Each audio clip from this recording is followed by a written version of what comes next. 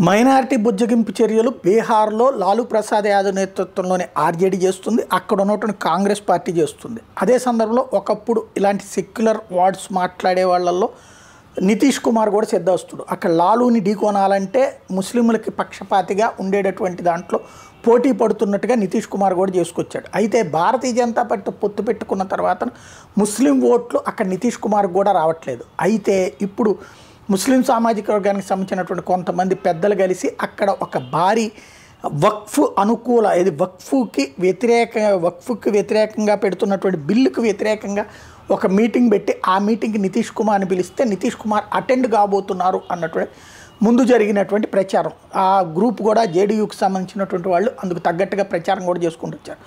కానీ చివరి నిమిషంలో అది మేబీ భారతీయ జనతా పార్టీతో శత్రుత్వం అవుతుందని భావించారు, లేదంటే కనుక క్రాస్ చెక్ చేసుకున్న తర్వాత ముస్లిం ఓట్లు తమకు పడట్లేదని భావించారో. కానీ తాజాగా జేడీయూ ఎంపీ లల్లన్ సింగ్ తేల్చి చెప్పారు, నితీష్ కుమార్కి తెలుసు ముస్లిం ఓట్లు జేడీయూకి పడట్లేదు అన్నటువంటిది.